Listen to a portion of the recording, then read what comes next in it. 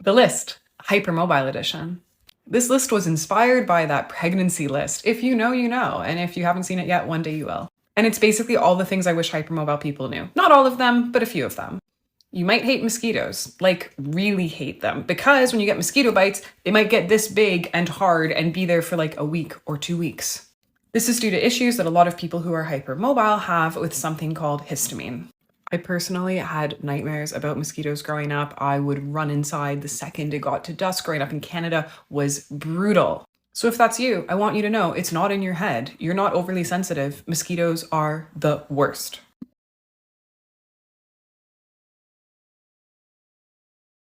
But the plot thickens. You might have had issues like reflux or incontinence as a child. It's not normal for a child to be diagnosed with gastroesophageal reflux disease when they're 10, or to have issues, for example, jumping on a trampoline and wetting themselves a bit, or sneezing and peeing a bit when they are, again, a child or even a teenager. And what happens often, especially because hypermobility has a very strong genetic component to it, is that people, like for example myself, will say to their moms, oh, I'm having issues, I pee myself a bit when I'm on the trampoline. And then their mom will be like, oh, well, I had that issue too, don't worry. It's because this stuff is genetic.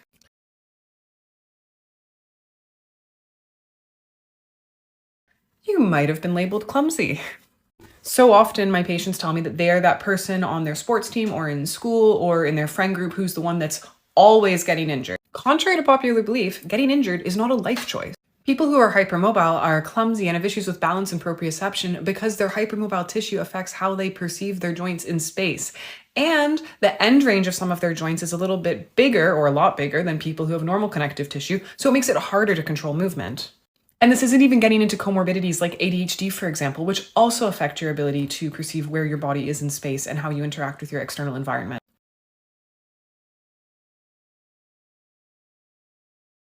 When you go to see a physio, for example, or a doctor, your injuries might make no sense. So they ask you like, oh, how did you injure your shoulder? And you're like, I don't know, it just happened. One reason why this happens is because hypermobile individuals are more vulnerable to injuries called degenerative injuries. So think of it little by little over time. It's like a rope fraying until finally that last bit goes. And to complicate this even further, hypermobile people sometimes can't feel that they're even injured. So if they're able to seek medical advice, they might be seeking it months or years or even decades after the fact.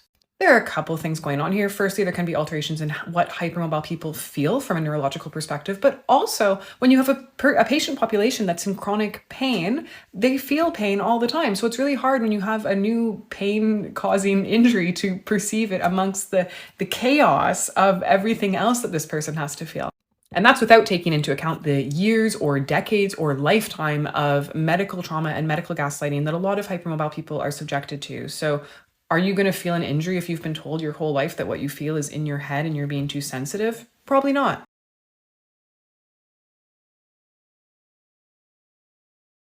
Being hypermobile sucks, but you know what sucks even more? Being hypermobile and having a uterus. And ovaries and everything else. If you are someone with all this stuff and you're hypermobile, here's a list of stuff you might want to know. Your uterus might not sit where it's supposed to. Personal story time. Growing up, I would always have rectal spasms during my period. I thought I had cancer.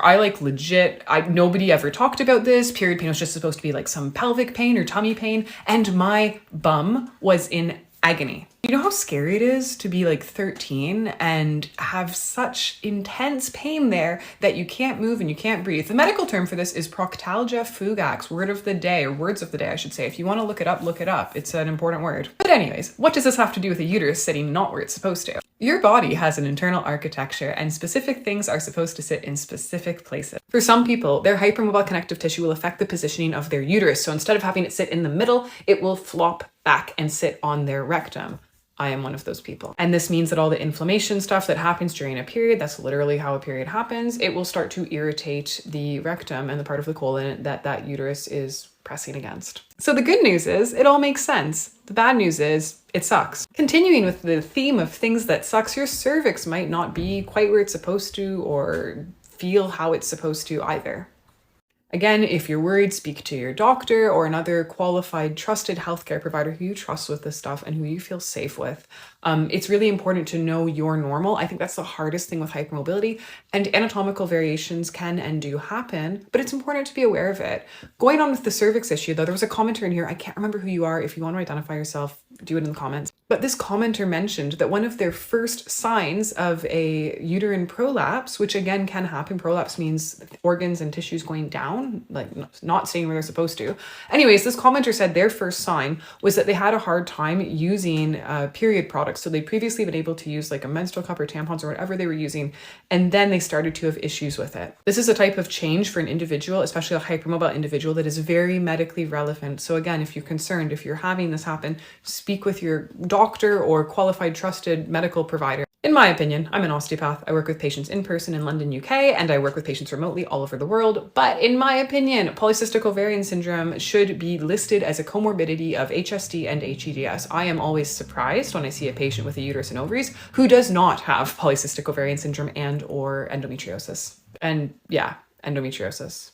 The relationship between histamine, estrogen, and diamine oxidase is problematic, especially in hypermobile patients. In short, and this is especially relevant if you're someone with long and ovulatory cycles, like for example, someone with polycystic ovarian syndrome, estrogen causes your histamine levels to rise, and histamine has a weird relationship with estrogen where it causes your estrogen levels to rise, so they egg each other on. The other problem is that estrogen negatively impacts the ability of diamine oxidase to do its thing, and diamine oxidase is an enzyme which mops up that excess histamine. So we end up in this kind of tangled mess of hormonal chaos, which can be really, really hard to get out of, hard to get treatment for, especially with medical systems how they are these days.